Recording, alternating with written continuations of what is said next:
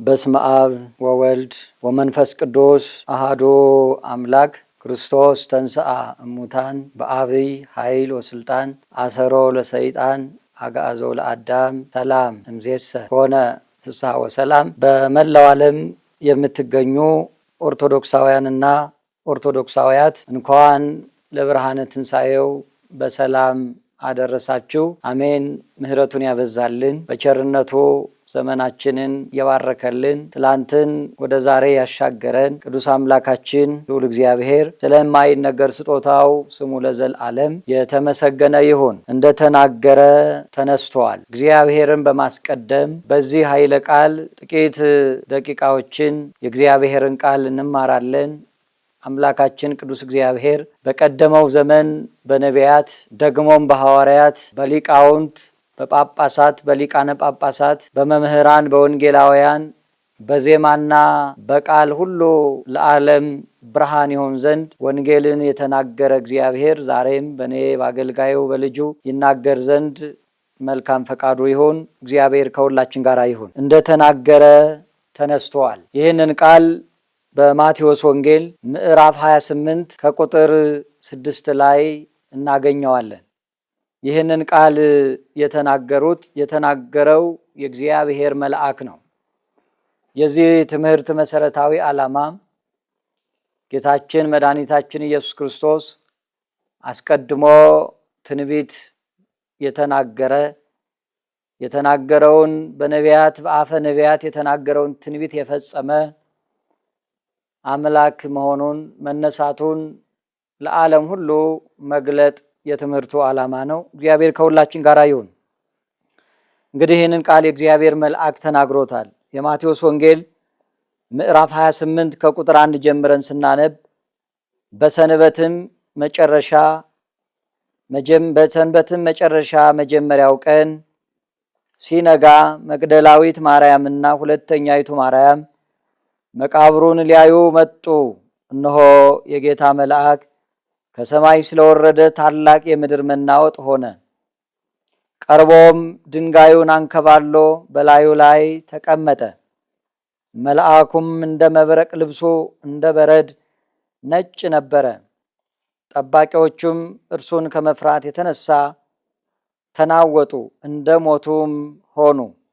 መልአኩም መልሶ ሴቶቹን አላቸው፣ እናንተስ አትፍሩ፣ የተሰቀለውን ኢየሱስን እንድትሹ አውቃለሁና እንደተናገረ ተነስቷል እና በዚህ የለም። የተኛበትንም ስፍራ ኑ እዩ፣ ፈጥናችሁም ሂዱና ብሎ መልአኩ ክርስቶስን ሊፈልጉ ወደ መቃብር ለመጡት ለመግደላዊት ማርያምና ለሁለተኛይቱ ማርያም ይህንን የምስራች አበሰራቸው። እንደተናገረ ተነስቷል።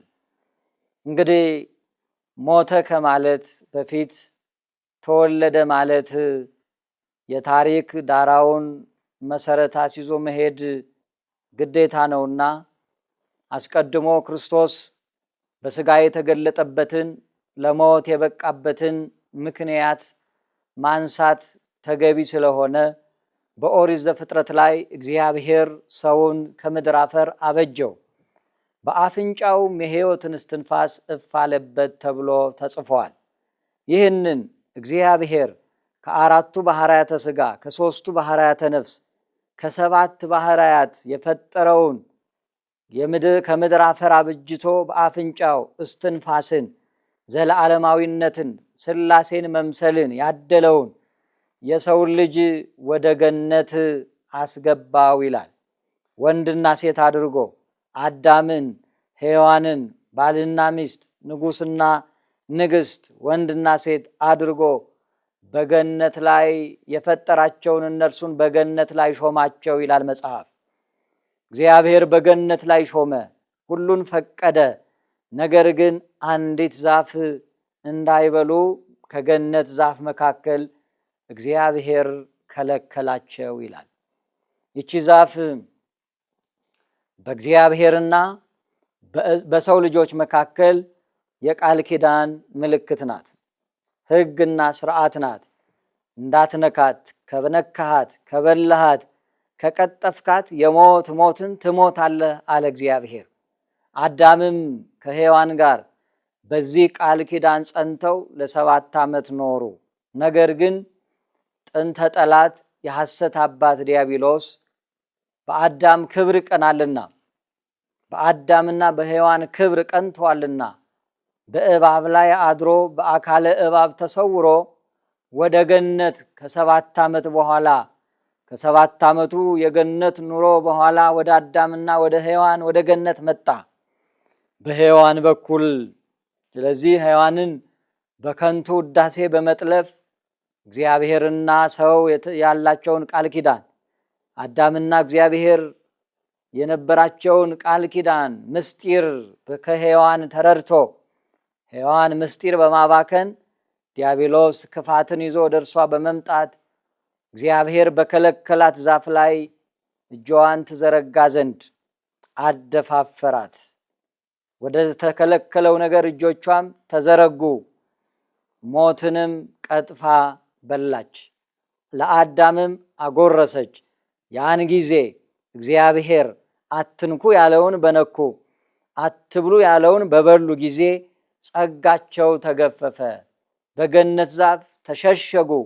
እግዚአብሔርን የካደ የእግዚአብሔርን ሕግ የተላለፈ ሰው በአደባባይ መቆም እንደማይችል ኀፍረት እንደሚሰማው አዳምና ሔዋን አፍረው በዛፍ ስር ተሸሸጉ ይላል። ያን ጊዜ እግዚአብሔር የሚሰወር አንዳች በፊቱ የሌለ ጌታ እይጸልም ጽልመት በኀቤከ በፊትህ ጨለማ የለም የተባለለት አምላክ የበደለውን አዳምን የሳተችውን ሔዋንን ሊፈልግ ድምፁን ወደ ገነት ላከ። አይቴ ሃሎከ አዳም አዳም አዳም ወዴት አለህ ብሎ እግዚአብሔር ሊፈልገው መጣ ይላል። ዛሬ እግዚአብሔር በዚህ መለኮታዊ ድምፅ በዚህ የፍለጋ አባታዊ ርኅራሄ ባለው የፍለጋ ቃል ባይፈልገን በቤቱ ባይተክለን ወደ ቅድስና ባይጠራን ኖሮ በራሱ ጽናት በራሱ ብርታት ወደ እግዚአብሔር መንግሥት የመግባት አቅም ያለው አንድም ሰው ባልተገኘ ነበር። እግዚአብሔር አዳምን ጠራ።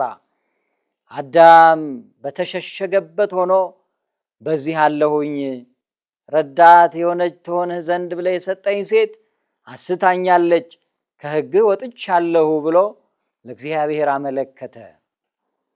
ሔዋንም የራሷን ምክንያት ለእግዚአብሔር ተናገረች። እኔስ አይደለሁም እባብ አሳተኝ እንጂ አለችው። ኦሪት ዘፍጥረት ምዕራፍ 3 ከቁጥር 15 ላይ የትምህርታችን መሰረታዊ ሐሳብ በዚህ መጽሐፍ ቅዱስ ላይ ይገኛል። የሰው ልጆች ውድቀት፣ የሰው ልጆች ተስፋ፣ የሰው ልጆች እነሆ ከሞት የማምለጥ ተስፋና መርገም በዚህ የመጽሐፍ ቅዱስ ቃል ውስጥ ይገኛል። ኦሪት ዘፍጥረት ምዕራፍ 3 ቁጥር 15 ላይ አዳም በሔዋን ሔዋን ደግሞ በእባብ ምክንያትን በፈጠሩ ጊዜ እግዚአብሔር አለ ይላል። ኦሪት ዘፍጥረት ምዕራፍ 3 ቁጥር 15 እግዚአብሔር አለ በአንተና በሴቲቱ በዘርህና በዘሯ መካከል ጠላትነትን አደርጋለሁ፣ እርሱ ራስህን ይቀጠቅጣል፣ አንተ ሰኮናውን ትነክሳለህ ብሎ በሴቲቱ ሔዋን ደግሞም በእባቡ በዘሯና በዘሩ መካከል ስለሚኖረው የዘላለም ጠላትነት እግዚአብሔር ተናገረ። በዚህ የመርገም ቃል ውስጥ ተስፋ አለ። ተስፋው ከሴቲቱ ዘር የሚገለጥ በኋላ ዘመን ተገልጦ የእባቡን ራስ የሚቀጠቅጥ እንደሚወለድ። ስለዚህ አዳም በዚህ የተስፋ ቃል ተጽናንቶ ተስፋውን ይዞ ወደዚህ ምድር መጥቷል። እግዚአብሔር በአዳም ላይ አልፈረደበትም። የአዳም አለመታዘዝ አመፃ፣ የሔዋን አመፃ በደላቸው ፈረደባቸው እንጂ በመጽሐፍ እንዲህ ተብሎ ተጽፏል፣ እግዚአብሔር በማንም ላይ በክፉ አይፈርድም፣ ጻድቅ፣ እውነተኛ፣ ቸር፣ ሩህሩህ፣ የልጆቹን መነሳት እንጂ ውድቀት የማይፈልግ በክፋት በማንም ላይ ያልፈረደ እውነተኛ ጻድቅ አምላክ ነው። እግዚአብሔር ስሙ ለዘላለም የተመሰገነ ይሁን። ስለዚህ አዳምን በደሉ ፈረደበት፣ ወደዚህ ምድር መጣ። በዚህ ምድር ላይ እንደ ገነት ሳይሆን በመከራ በላብ በወዝ ተራራ ወጥቶ ቁልቁለት ወርዶ በረሃ አቋርጦ በድካሙ የሚበላ ሆነ። ስለዚህ በዚህ ምድር ላይ ሲመጣ ግን ይዞት የመጣው ተስፋ አድንሃለሁ የሚለው ሊቃውንት በሴቲቱና በዘሯ በዘርህና በዘሯ የተባለውን ሲተረጉሙ ከልጅ ልጅ ተወልጄ ከዘርህ በስጋ ተገልጬ አድንሃለሁ ብለው ተርጉመውታል። እውነተኛ ትርጓሜ ነው። ስለዚህ አዳም ወደዚህ ምድር ሲመጣ የታጠቀው ተስፋ አድንሃለሁ የሚለውን ቃል ነው። ሰው በተለያየ ምክንያት ውድቀት ባገኘው ጊዜ ከውድቀት የሚነሳበት ተስፋ በልቡ ከሌለ ለመነሳት ሙከራ አያደርግም፣ ወድቆ ይቀራል። አዳምና ሔዋን ግን ከውድቀት ለመነሳት ተስፋ ይዘው ነበር። ተስፋ የሰጠን ዓለም በጨለመብን ጊዜ፣ መከራ በከበደን ጊዜ ተስፋ በልባችን ያኖረልን፣ በጨለማው መሃል አሻግረን ብርሃን እንድናይ ብርሃንነቱን የገለጠልን እግዚአብሔር ስሙ የተመሰገነ ይሁን። ስለዚህ አዳም ወደዚህ ምድር ሲመጣ ተስፋ ይዘዋል። ከልጅ ልጅ ተወልጄ አድንሃለሁ የሚለውን ይህን ተስፋ ለልጆቹ አስተላልፏል።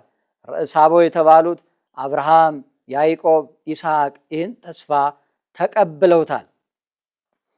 ይህ ብቻ አይደለም። ተስፋውን ደግሞ ነቢያት እግዚአብሔር በዚህ በትንቢት ጸጋ ያከበራቸው ከማኅፀን የመረጣቸው ጸጋ ልዩ ልዩ ነው፣ መንፈስ ቅዱስ አንድ ነው እንደተባለ በዚህ ጸጋ ያከበራቸው ነቢያት ደግሞ የአዳምን ተስፋ በትንቢት አጉልተው ክርስቶስን በዚያ ጨለማ ውስጥ ሆነው ተመልክተውታል። ጨለማ ውስጥ ላለው ሕዝብ ብርሃን ክርስቶስን በትንቢት ገልጠውታል።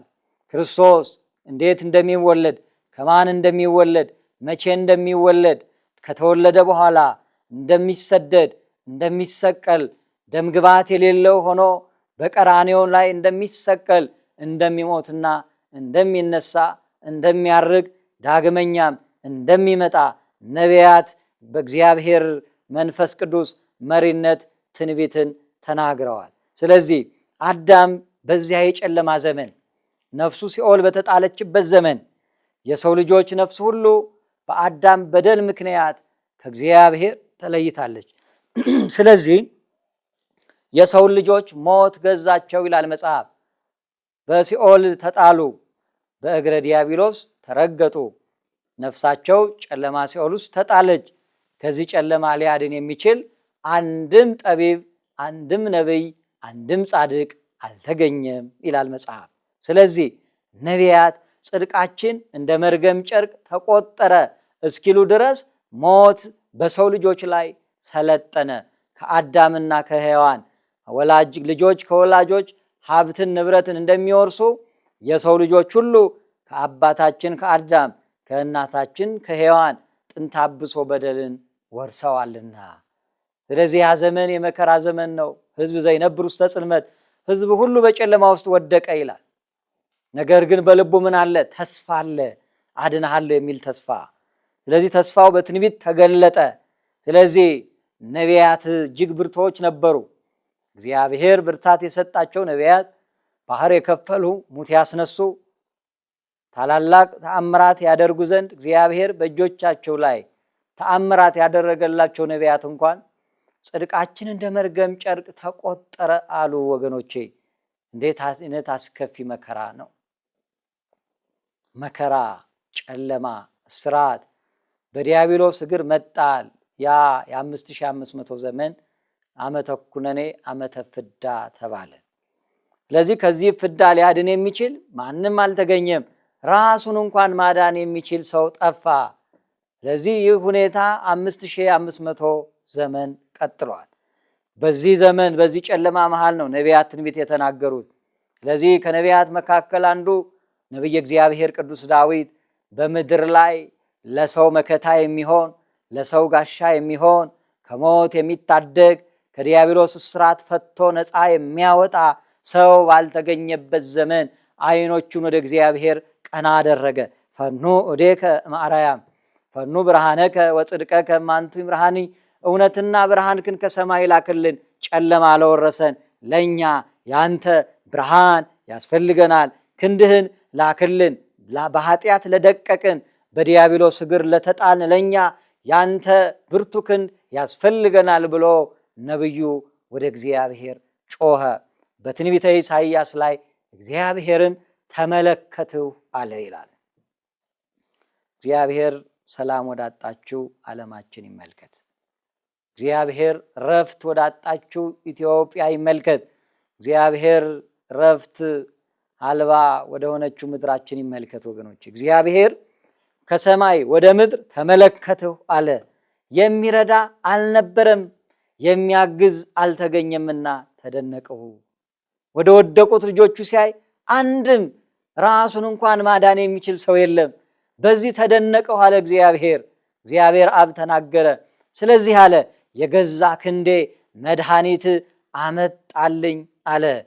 ስለዚህ የአብ ኃይሉ፣ የአብ ቀኙ፣ የአብ ክንዱ አካላዊ ቃል ኢየሱስ ክርስቶስ በአንዲት መለኮት ከአብና ከመንፈስ ቅዱስ ጋር ተገናዝቦ የሚኖር ልጅ በመባል ከአባቱ የማያንስ ከመንፈስ ቅዱስ ጋር ትክክል የሆነ አካላዊ ቃል ኢየሱስ ክርስቶስ የቀደመውን ለአዳም የገባውን የትንቢት ወይም የሰጠውን ተስፋ የሚፈጽምበት በአፈ ነቢያት የተናገረውን ትንቢት የሚፈጽምበት የአዳምን ሞት የሚሽርበት ዘመን በደረሰ ጊዜ እግዚአብሔር ከመላእክት መካከል ቅዱስ ገብርኤልን መርጦ ወደ ናዝሬት ላከው ይላል። ናዝሬት ደቡባዊ የእስራኤል ጠረፍ ላይ የምትገኝ በዘመኑ የተናቀች የአናጤዎች የድሃዎች መንደር ናት። ወደዚያ ቅዱስ ገብርኤል መጣ። ምን ጉዳይ ያለው መልአኩ ካልን፣ አንደኛ እግዚአብሔር ተናገር ብሎ ያስያዘው የምስራች ቃል አለ። ሁለተኛ የተላከው ወደ ድንግል ማርያም ነው። በተናቀችው መንደር የከበረችው ናት። ለተዋህዶ ምስጢር ሥላሴ መረጣት። ዘርን ባያስቀርሉን ኖሮ እንደ ሰዶም እንደ ገሞራ ጠፍተን በቀረን ነበር ተብሎ በነቢዩ ኢሳይያስ የተነገረላት ድንግል ትጸንሳለች፣ በድንግልና ተወልዳለች፣ ስሙንም አማኑኤል ትለዋለች ተብሎ ትንቢተ ኢሳይያስ ምዕራፍ 7 ቁጥር 14 ላይ የተነገረላት በእንክርዳዱ ዘመን ምርጥ ዘር ሆና የተገኘች እግዚአብሔር ሰውን ሊያድን በወደደ ትንቢቱን ተስፋውን ሊፈጽም ዘመኑ በደረሰ ጊዜ ከሰው መሃል ሰው ሆና ሰው በጠፋበት ዘመን ሰው ሆና የተገኘች እግዚአብሔር ለዚህ ምስጢር የመረጣት እመቤታችን ወላዲት አምላክ ናት። ክብር ይግባት እናታችን። ለዚህ ድንቅ ምስጢር ሥላሴ መርጧታል። ለምን ካልን ሰው ሁሉ በኃጢአት በአዳም በደል ከአዳም በደልን የወረሰ ነው። ነገር ግን ያጥንት አብሶ ድንግል ማርያም ላይ ሲደርስ አቅም አጥተዋል። ኢትዮጵያዊ ሊቅ ቅዱስ ያሬድ ስለዚህ ምስጢር ሲናገር አንጽሖ ሥጋሃ ቀድሶ ከያሃ ሀደረ ላዕሌሃ አለ። ንጹሕ አድርጎ ሥጋዋን አንጽቶ ንጹሕ መቅደስ አድርጎ በእርሷ አደረ፣ ከእርሷ ተወለደ አለ። ለምን? የሚወለደው ጌታ ንጹሕ ባሕሪ አምላክ ነው። በቆሸሸ ቤት አያድርም። ስለዚህ የአዳም በደል በአዳም መርገመ ሥጋ መርገመ ነፍስ እንዳያርፍባት በሥጋዋ ንጽሕት በነፍሷ ንጽሕት አድርጎ በሕቱም ድንግልና ተጸንሶ በሕቱም ድንግልና ይወለድ ዘንድ እመቤታችንን ደምግባቷን ወደደ መረጠ ይላል። ቢመርጥ ማን ከልካ ያለው? ሁሉን መርጠዋል። ነገሥታትን ለስልጣን፣ ካህናትን ለክህነት፣ ነቢያትን ለትንቢት፣ ሰማዕታትን ለምስክርነት፣ ሐዋርያትን ለወንጌል አገልግሎት፣ ሌላውንም እንደ ጸጋ መጠኑ መርጦ ጸጋ የሰጠ ድንግል ማርያምን ከእርሷ ይወለድ አምላክን ተወልድ ዘንድ ቢመርጣት ማን ከልካ ያለው? ተመረጠች፣ ከፋለች፣ ንጽሕት ናት፣ ቅድስት ናት ወላዲት አምላክ። ስለዚህ ከእርሷ ሊወለድ መልአኩ ቅዱስ ገብርኤል ላከው። መልአኩ ወደ እርሷ መጣ፣ ሰገደላት። ተፈሲ ፍስሕት ኦ ምልዕተ ጸጋ እግዚአብሔር ምስሌኪ፣ ጸጋን የተመላሽ ሆይ ደስ ይበልሽ፣ እግዚአብሔር ከአንቺ ጋር ነው፣ አንቺ ከሴቶች ተለይተሽ የተባረክሽ ነሽ ብሎ አበሰራት ይላል። ይሄ ብስራት የዓለምን ጨለማ የሚገፍ የምስራች በመልአኩ ተነገረ ይላል። ዛሬ ዓለም ጦርነት ጨለማ ውስጥ ነው። ይህን አለመስማማት፣ ጭንቀት፣ ጦርነትን፣ ጨለማውን የሚሽረውን ብስራት ይዞ በእውነት የእግዚአብሔር መልአክ ወደ ዓለማችን ይምጣ። ወደ ድንግል ማርያም መጣ። ስለዚህ ትጸንሻለሽ ባላት ጊዜ ወንድ አላውቅም አለች። ድንግል ነኝ አለች። ያለ ወንድ ዘር እንዴት ሆኖ አለች። አዎ ይህ የሚከናወነው ረቂቅ በሆነ በመንፈስ ቅዱስ ጥበብ ነው። ትጸንሺ ተወልጂ ዘንድ በድንግልና ይህ ምስጢር ይከናወን ዘንድ የእግዚአብሔር ፈቃድ ነው። እግዚአብሔር ደግሞ የሚሳነው አንዳች የለም። ሰማይ ምድሩን በቃሉ አከናውኗል። እነሆ ውቅያኖስን በእጆቹ መዳፍ ይሰፍራቸዋል። ምድርን በውሃ ላይ አጽንቷታል። ሰማይ ያለውን ውሃ በሰማይ እንዲሆን አድርጓል። እንዳይከደን በቃሉ አጽንጦታል። የዚህ ዓለም ስርዓት ዑደት ሁሉ የሚከናወነው በእርሱ ነው። ስለዚህ እርሱ ይችላል። በረቂቅ መንፈሳዊ ጥበቡ አንቺ በድንግልና ጸንሰሽ በድንግልና ተወልጅ ዘንድ ፈቃዱ ነው አላት። ይኩነኒ በከመ ትቤለኒ አለች ወላዲተ አምላክ። እምነት ይሄ ነው። እግዚአብሔር ይችላል ማለት ነው። እምነት ማለት እግዚአብሔር ይችላል። እምነት ማለት ከሰው ስርዓት በላይ ከሰው አቅም በላይ እግዚአብሔር አቅም አለው። ከሰው ውሳኔ በላይ ከሰው አይምሮ በላይ እግዚአብሔር ይችላል ማለት ነው።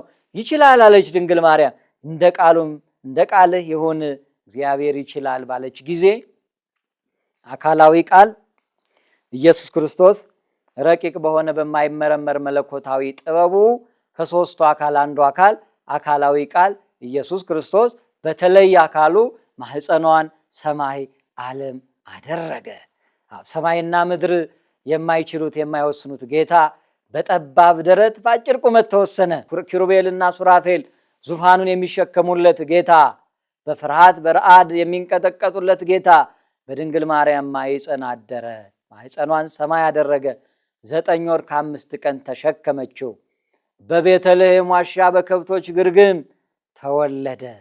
እረኞችና መላእክት ስብሐት ለእግዚአብሔር በሰማያት ወሰላም በምድር ስምረቱ ለሰብእ ሃሌሉያ ብለው ዘመሩለት። እመቤታችን ወላዲት አምላክ ሆነች። የተወለደውም ልጇ ኢየሱስ ክርስቶስ አምላክ ነው።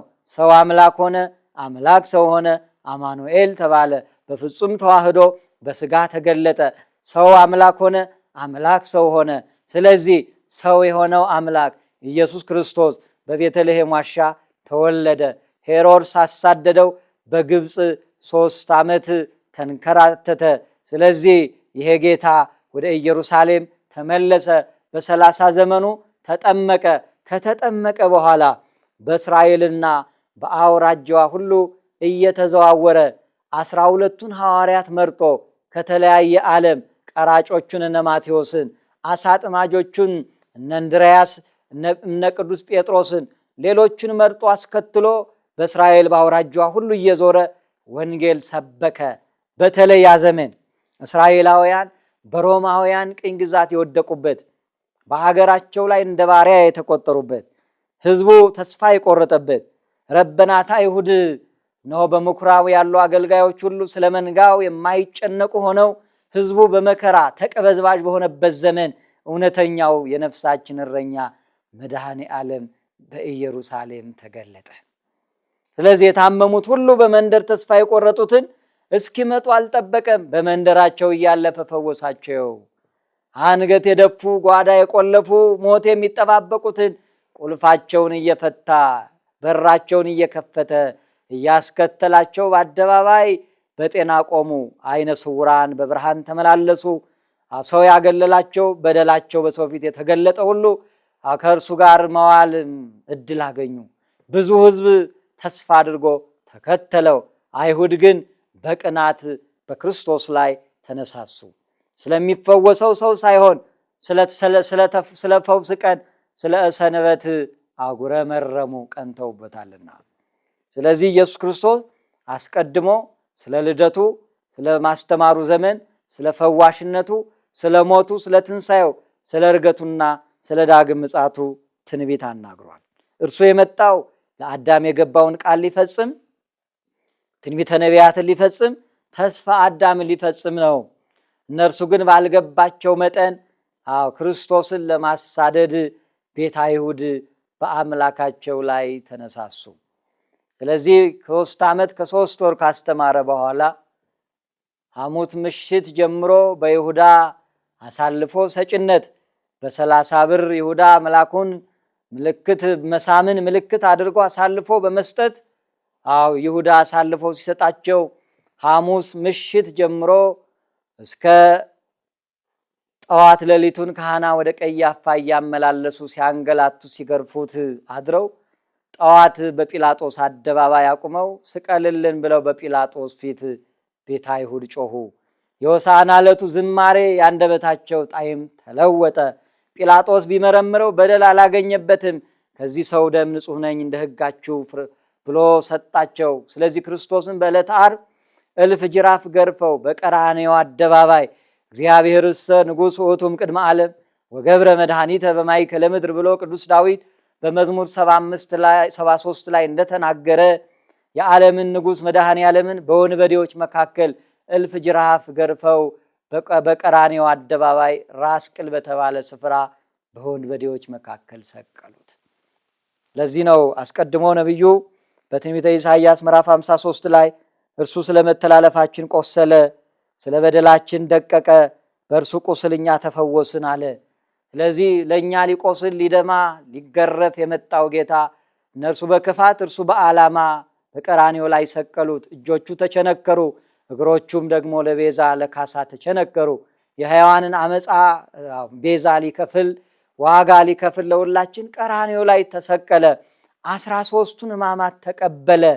መራራ ሐሞት ጠጣ፣ የሾህ አክሊል ደፋ፣ በችንካር ተቸነከረ፣ በጅራፍ ተገረፈ፣ ደም ግባት አልባ ሆኖ በቀራንዮ ላይ ለእኛ ሲል ዋጋ ከፈለ መድኃኔዓለም። ለዚህ 7ቱን የመስቀል ቃላት ተናገረ።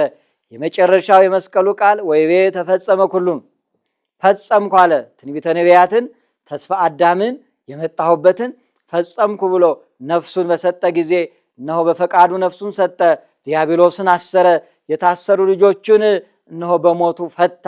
በገነት የወደቁ ነፍሳት በዚያ በክርስቶስ ሞት ወደ ገነት ተሻገሩ። ስለዚህም በዕለተ ዓርብ ዮሴፍና ኒቆዲሞስ የከበረ ሥጋውን ቅዱስ እግዚአብሔር ቅዱስ ኃያል ቅዱስ ሕያው ብለው ወደ አዲስ መቃብር ቀበሩት ይላል። በሦስተኛው ቀን በእኩለ ሌሊት ግን እነሆ ወደ መቃብሩ የተፈወሱት እነ መግደላዊት ማርያም በሌሊት ገስግሰው እነሆ 400 ወታደሮች ወደሚጠብቁት መቃብር እነሆ መነሳቱን ተነግሯልና በወታደር ብዛት ትንሣኤውን ለማስቀረት ቤተ አይሁድ መክረው ከሮማውያን ቄሳር ጋር ተማክረው 400 ወታደሮች ቢያሰፍሩም በታላቅ ድንጋይ መቃብሩን ዘግተው ማኅተም ቢያትሙበትም የተፈወሱ መድኃኒትነቱን የቀመሱ ፍቅሩ በልባቸው የታተመ እነ መግደላዊት ማርያም በሌሊት ገስግሰው ወደ መቃብሩ ሲሄዱ የእግዚአብሔር መልአክ ነጭ ለብሶ ተገለጠ። ታላቅ የምድር መናወጥ ሆነ። እንደተናገረ ተነስተዋልና ሕያውን ከሙታን መሃል ስለምን ትሹታላችሁ? እርሱ እንደተናገረ ተነስተዋል ብሎ ትንሣኤውን የእግዚአብሔር መልአክ አበሰረ። መቃብሩ ነው አላቸው። ወደ መቃብሩ ሲሄዱ በሦስተኛው ቀን በእኩለ ሌሊት ከመቃብር ተነስተዋል። መቃብሩ ባዶ ነው። መቃብር ይይዘው ዘንድ አይችልም። ሞአንበሳ ዘእምነገደ ይሁዳ የተባለ ከይሁዳ ወገን የሆነው አንበሳ ድል ነሳ የተባለለት የኛ ጌታ ሙስና መቃብርን ድል ነስቶ በኃይልና በስልጣኑ ከመቃብሩ ላይ አንድ ጠጠር ማንም ሳያነሳለት ተነስተዋል። ክብርና ምስጋና ለስሙ ይሁን። እንደተናገረ ተነስተዋል። እኛ የምናመልከው መቃብር የቀረ ሳይሆን ከመቃብር የተነሳ በ40ኛው ቀን ያረገ ዳግመኛ ለፍርድ የሚመጣ የትንሣኤያችን በኩር የሆነ ትንሣኤ ልቦናን የሰጠን ትንሣኤያችንን ያወጀልን ወንሴፎ ትንሣኤ ሙታንን እናምናለን ብለን ተስፋ እናደርግ ዘንድ የትንሣኤያችን በኩር ሆኖ የተነሳውን ጌታ እናመልከዋለን። እርሱ ከሥላሴ አንዱ ነው። እርሱ በአብ ቀኝ ተቀምጧል። እርሱ አምላክ ነው። የትንሣኤያችን በኩር እርሱ ነውና በትንሣኤው ዘመን ትንሣኤ በኃጢአት የጎሰቆልን በትንሣኤ ልቦና ተነስተን በጥፋት ውስጥ እግዚአብሔር በማይከብርበት ሕይወት ውስጥ ያለን እግዚአብሔርን በማክበር ከኃጢአት በተለየ በትንሣኤ ልቦና ትንሣኤ ሙታንን ተስፋ እያደረገ እንድንኖር ኃጢአት የነገሰበት ዓለም ይህን ትንሣኤ በማመን የክርስቶስን ዳግም መምጣት ደግሞም የሰው ልጆች ሁሉ ከመነሳትና ወደ ክብራችን ወደ መንግሥተ ሰማያት መግባትን ተስፋ እያደረገን እንኖር ዘንድ ክርስቶስ በእውነት ከሙታን መካከል ተለይቶ ተነስቷል። አሜን። ክብር ለአምላካችን ለእግዚአብሔር ይሁን። ወስብሐት ለእግዚአብሔር ወለወላዲቱ ድንግል ወለመስቀሉ ክቡር አሜን።